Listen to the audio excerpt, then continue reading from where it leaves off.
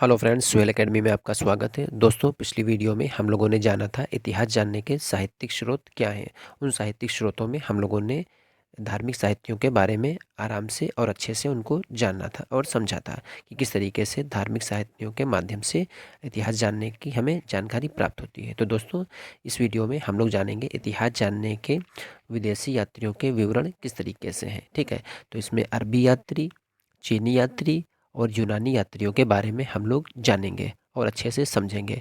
उनके ग्रंथ कौन कौन से हैं, उनके ग्रंथों के बारे में जानेंगे और कौन से लेखक या कौन से यात्री भारत यात्रा पर आए। तो दोस्तों, यहाँ से इम्पोर्टेंट क्वेश्चन बनते हैं। और दोस्तों, क्या होता है, यू डीएलएड में तो ये क्वेश्चन आते ही आते हैं। इसके अलावा आप कोई भी एक दिवसीय एग्ज़ाम जब आप देंगे, यानी कोई भी वनडे एग्ज़ाम आप देंगे, तो वो यहाँ से एसएसटी यानी इतिहास से क्वेश्चन आपको ज़रूर मिलेंगे। तो दोस्तों, उम्मीद है जो जानकारी आपको बताई जा रही है या जो आपको बताया जा रहा है, इससे आप पूरी तरीके से संतुष्ट होंगे।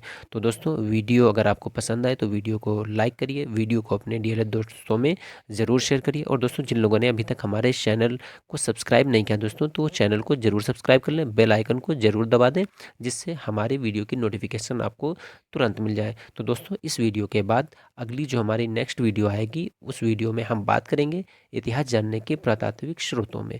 तो दोस्तों, हम लोग जानेंगे किस तरीके से इतिहास जानने के पुरातात्विक स्रोत हैं। तो आइए दोस्तों, वीडियो को स्टार्ट करते हैं।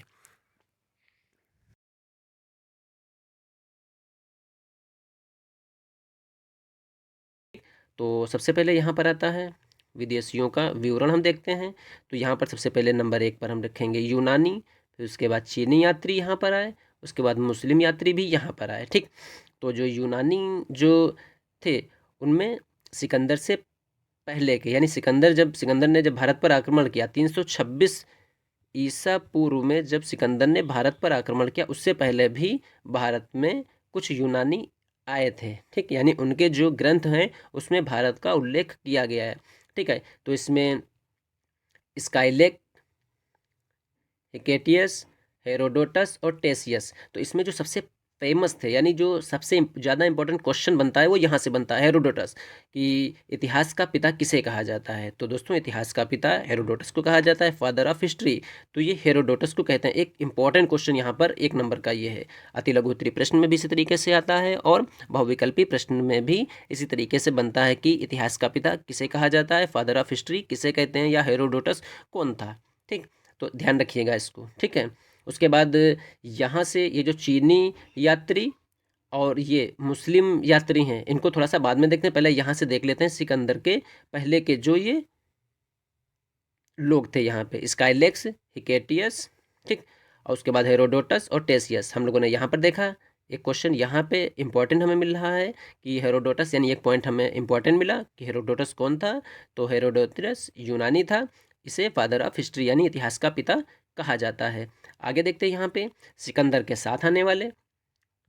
ठीक, तो सिकंदर के साथ आने वाले नंबर 2 पर आते हैं। नंबर 3 पर आएगा सिकंदर के बाद आने वाले। तो सिकंदर के साथ आने वाले देखिए, निरियाकस, अंसिक्रेटस और अरिस्टोबुल्स, ये सिकंदर के साथ आए।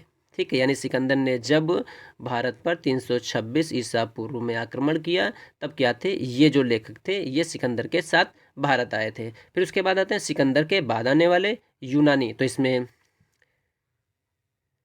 मेगास्थनीज, ABC, यानी इनको 1 2 3 आप करके डाल दीजिए। तो यहाँ पर समझाने के लिए आपको 1 2 3 करके डाल दिया गया है। ठीक है, तो मेगास्थनीज तो सेल्यूकस का राजदूत था, चंद्रगुप्त मौर्य के दरबार में आया था।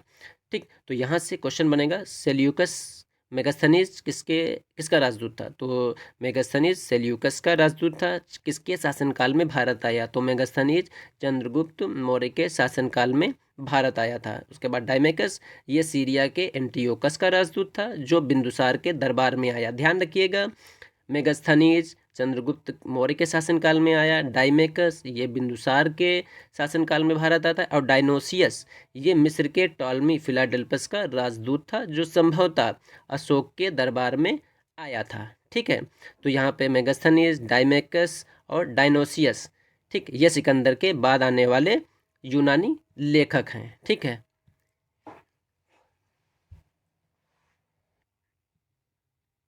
फिर दोस्तों यहाँ पर आते हैं अन्य यूनानी, ठीक है, यूनानी या रोमन, ठीक है, स्ट्रेबो, प्लिनी, जस्टिन आदि, ठीक है। तो ये नंबर 4 पे इस तरीके से समझाने के लिए आपको बताया गया कि सिकंदर से पहले, ठीक, आने वाले, सिकंदर के बाद आने वाले और सिकंदर के साथ आने वाले, ठीक है।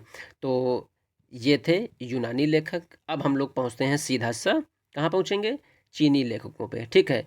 तो चीनी यात्रियों में हम सबसे पहले पहुँचेंगे, उसमें देखेंगे कि कौन कौन से चीनी यात्री भारत आए। तो फायान, ठीक है, यात्रियों का राजकुमार यानी ह्वेनसांग और इत्सिंग, तीन यहाँ पर इम्पॉर्टेंट हैं और इनसे क्वेश्चन अक्सर बनते हैं, ठीक है। फायान किसके शासनकाल में भारत आया, ह्वेनसांग किसके शासनकाल में भारत आया, यात्रियों का राजकुमार किसे कहा जाता है, सियुकी किसकी रचना है, बहुत से अदर क्वेश्चन यहाँ पर बनते हैं, ठीक है। आगे हम देखेंगे किस तरीके से क्वेश्चन बनेंगे, क्योंकि इनके बारे में आगे डिटेल में आपको बताएंगे, ठीक। उसके बाद तो चीनी यात्री समझे, फायान, ह्वेनसांग और इत्सिंग, ठीक। मुस्लिम यात्री अलमसूदी, अलबरूनी, तो अलमसूदी से तो क्वेश्चन बनता ही है, उसके बाद अलबरूनी से बहुत से क्वेश्चन बनते हैं, ठीक है। आगे देखते हैं इनके बारे में, ठीक। तो यहाँ इसको आप लोगों ने, उम्मीद है दोस्तों, इसको आप लोगों ने अच्छे से समझा होगा यहाँ से। तो यहाँ पर सीधा हम लोग पहुँचते हैं यूनानी लेखकों पे। तो यूनानी लेखकों में हम देखेंगे हेरोडोटस, ठीक है, ये 5वीं शताब्दी में हुआ, इनको इतिहास का पिता, ठीक है, यानी फादर ऑफ हिस्ट्री भी इनको कहा जाता है। इनकी पुस्तक कौन सी थी, तो इनकी पुस्तक थी हिस्टोरिका, ध्यान रखिएगा, ठीक। हेरोडोटस की पुस्तक कौन सी थी, हिस्टोरिका थी। इनको क्या कहा जाता है, इतिहास का पिता यानी फादर ऑफ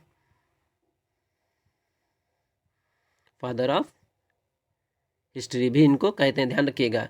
फारस, ईरान और यूनान, ठीक है, इसका नाम फारस भी था, यानी ईरान और यूनान तो एक ही हैं, ठीक है।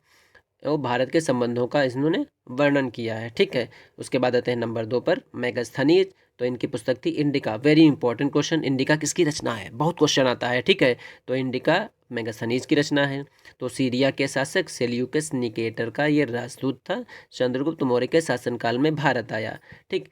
इंडिका में गंगा और सिंधु नदी का वर्णन इसने किया है, ठीक है। क्वेश्चन कभी कभी आता है कि इंडिका में किन किन नदियों का वर्णन मेगास्थनीज ने किया, तो गंगा नदी और सिंधु नदी, इनका दोनों का वर्णन इंडिका में किया गया है। आगे देखते हैं यहाँ पे चीनी लेखक। तो चीनी लेखकों में फायान, ठीक है, चीनी बौद्ध भिक्षु, ये 399 ईसा पूर्व में चंद्रगुप्त विक्रमादित्य के काल में भारत आया। देखिए चंद्रगुप्त मौर्य नहीं है, चंद्रगुप्त विक्रमादित्य हैं, इनको ध्यान रखिएगा, गुप्त काल में आए थे ये, ठीक है। तो चंद्रगुप्त विक्रमादित्य के शासनकाल में भारत आया। भारत में ये 14 वर्ष तक रहा। क्वेश्चन बनता है फायान कितने वर्ष तक भारत में रहता है, ठीक है, भारत में रहता है, तो 14 वर्ष तक ये भारत में रहता है। इसका मूल उद्देश्य क्या था, तो भारतीय बौद्ध ग्रंथों की जानकारी प्राप्त करने आया था। यानी जो भी चीनी लेखक आए हैं तो इनके मूल उद्देश्य यही थे कि बौद्ध ग्रंथों की जो जानकारी थी उसको प्राप्त करना इनका मुख्य उद्देश्य था, ठीक है। अपने विवरण में मध्य प्रदेश की जनता को सुखी और समृद्ध बताया है, ठीक है। तो यहाँ से बनेगा दोस्तों एक क्वेश्चन, ठीक। फायान किसके शासनकाल में भारत आया, चंद्रगुप्त विक्रमादित्य के शासनकाल में भारत आया। कितने समय तक भारत रहा, तो ये 14 वर्ष तक भारत में रहा। इसके आने का मूल उद्देश्य क्या था, तो आने का जो मूल उद्देश्य था वो ये था कि बौद्ध ग्रंथों की बारे में जानकारी प्राप्त करना था, ठीक है। और अपने विवरण में मध्य प्रदेश की जो जनता थी इसको सुखी और समृद्ध बताया, ठीक। आते हैं ह्वेनसांग पे। तो ह्वेनसांग हर्षवर्धन के शासनकाल में भारत आया। कंफ्यूज मत होइएगा, हाथ से ह्वेनसांग और हाथ से हर्षवर्धन, इसको ध्यान रखिएगा, ठीक है। और फायान चंद्रगुप्त विक्रमादित्य के शासनकाल में, ठीक है। तो हाथ से हर्षवर्धन, हाथ से ह्वेनसांग, ठीक। तो ह्वेनसांग हर्षवर्धन के शासनकाल में भारत आया और कुछ ग्रंथों में कुछ लोग बताते हैं कि 13 साल, कुछ किताबों में मिलता है 16 साल तो भारत में रहा। तो अगर ये ऑब्जेक्टिव आपको मिलता है कि ऑब्जेक्टिव में 13 साल आता है तो 16 नहीं आएगा, अगर 16 रहेगा तो 13 नहीं आएगा, ठीक है। और अति लघुत्तरी में अगर आ जाए तो आप लिखिएगा कि हर्षवर्धन के शासनकाल में भारत आया और 16 वर्षों तक ये भारत में रहता है। नालंदा विश्वविद्यालय में इसने 6 वर्ष तक अध्ययन किया, ठीक है। क्वेश्चन आता है कि नालंदा विश्वविद्यालय में ह्वेनसांग कितने समय तक अध्ययन करता है, तो 6 वर्षों तक ये वहाँ पर अध्ययन करता है। इसका उपनाम क्या था, तो यात्रियों का राजकुमार, वर्तमान शाक्यमुनि भी इसी को कहा जाता है। इसकी जो पुस्तक थी यानी जो रचना थी उसको सियुकी कहते हैं, ठीक है। बाकी अदर जो पॉइंट हैं उनको छोड़ के बस यहीं से क्वेश्चन आप में डीएलएड में बनते हैं, ठीक है, फर्स्ट सेमेस्टर में बनते हैं। तो इसको ध्यान रखिएगा कि ह्यूएनसांग हर्षवर्धन के शासनकाल में भारत आया, ठीक है, भारत में 13 वर्ष या 16 वर्षों तक रहता है, ठीक। नालंदा विश्वविद्यालय में इसने 6 वर्षों तक अध्ययन किया। इसका उपनाम क्या था? यात्रियों का राजकुमार और वर्तमान शाक्य मुनि। ध्यान रखिएगा इन दोनों नामों को, ठीक है। इसकी रचना थी सीयू की। इत सिंह 7वीं शताब्दी में भारत आया, ठीक। विक्रमशिला और नालंदा विश्वविद्यालय में ये रहते हैं, ठीक है। तिब्बती लेखक दोस्तों कभी कभी पूछ लेते हैं कौन से तिब्बती लेखक भारत मतलब जो है आए थे, ठीक है। तो बौद्ध लामा, उनका नाम था तारानाथ, इनकी रचना थी कयंगुर और तयंगुर, ठीक है। ध्यान बस खाली यही ध्यान रखिएगा कि बौद्ध लामा थे ये, तारानाथ, इनकी रचना थी कयंगुर तयंगुर, ठीक। आगे देखते हैं यहाँ पे अरबी लेखक। तो अरबी लेखकों में अरब यात्रियों तथा लेखकों के विवरण में हमें पूर्व मध्यकाल के समाज और संस्कृति के विषय में जानकारी मिलती है। देखिए यूनानी लेखक और चीनी लेखक जो थे, ठीक है, यूनानी और चीनी जो लेखक थे उनमें क्या हुआ, हमें प्राचीन इतिहास के बारे में जानकारी मिलती है। यानी प्राचीन इतिहास में समाज कैसा था, धर्म कैसा था, संस्कृति कैसी थी, आर्थिक जीवन कैसा था, ठीक है, विदेशों से संबंध कैसे थे, उसके बारे में हमें जानकारी मिलती है। लेकिन क्या हुआ, जब अरब यात्री और उनके जो लेखक हुए, ठीक है, इनके माध्यम से हमें पूर्व मध्यकाल के विषय में, ठीक है, हमें जानकारी पूर्ण रूप से मिल जाती है। यानी समाज कैसा था, संस्कृति कैसी थी, धर्म कैसा था, ठीक है, इसके बारे में हमें जानकारी मिलती है। ध्यान रखिएगा इन सब चीज़ों को, ठीक। अलबरूनी तो अरबी लेखकों में सर्वप्रसिद्ध है, ठीक है, सबसे ज़्यादा प्रसिद्ध यही है अरबी लेखकों में जो भारत आए, ठीक। 11वीं शताब्दी में महमूद गजनवी के साथ भारत आया।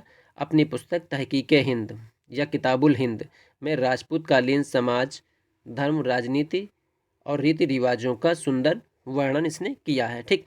तो क्वेश्चन यहाँ से आगे देखते हैं। यहाँ पे कुछ और लेखक हैं जैसे कि फिरदौसी, इनकी जो रचना थी शाहनामा, ठीक है। कभी कभी क्वेश्चन पूछता है फिरदौसी किसकी रचना है, फिरदौसी की रचना का नाम बताइए, तो फिरदौसी की रचना का नाम हो जाएगा शाहनामा, या शाहनामा के लेखक कौन है, फिरदौसी, ठीक।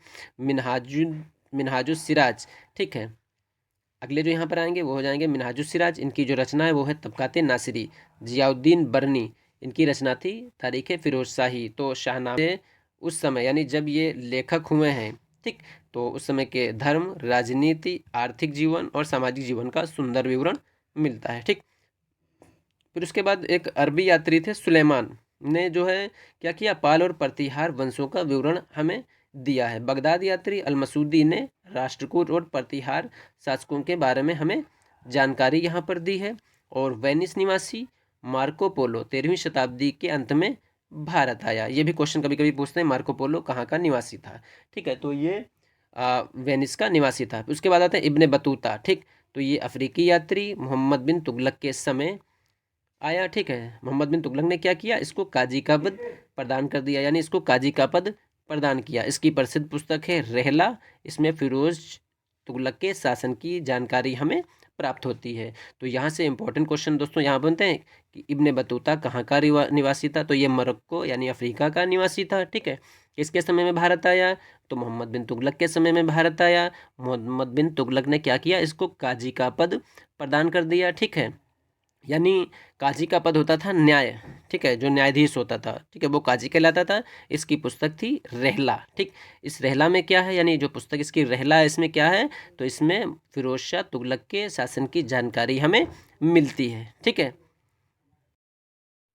तो दोस्तों आज की इस वीडियो में हमने जाना कि किस तरीके से यूनानी इतिहासकार या यूनानी लेखक भारत आए, ठीक है। सिकंदर के साथ कौन आया, सिकंदर के बाद कौन आया, सिकंदर से पहले कौन आया, किस तरीके से चीनी यात्री भारत आए और आने के साथ साथ उन्होंने भारत को अपने दृष्टिकोण से किस तरीके से लिखा, ठीक है, यानी अपनी ग्रंथों में किस तरीके से भारत का वर्णन किया, ठीक। उसके साथ साथ अरबी यात्री यहाँ पर आए, ठीक है, और किस तरीके से इब्ने बतूता यहाँ पर आता है, ठीक। तो हम लोगों ने उनको अच्छे से जाना और अच्छे से समझा। तो उम्मीद करते हैं दोस्तों वीडियो आपको ज़रूर पसंद आई होगी। तो दोस्तों जिन लोगों ने अभी तक हमारे इस चैनल को सब्सक्राइब नहीं किया दोस्तों, तो चैनल को ज़रूर सब्सक्राइब कर लें। वीडियो अगर पसंद आए तो वीडियो को लाइक करें, वीडियो को अपने डीएलएड दोस्तों में ज़रूर शेयर करें और कमेंट्स बॉक्स में अपने कमेंट्स करें। मिलते हैं दोस्तों किसी और दिन किसी और न्यू टॉपिक के साथ। तब तक के लिए दोस्तों अपनी स्टडी को कंटिन्यू रखिए और अपना ख्याल रखिए।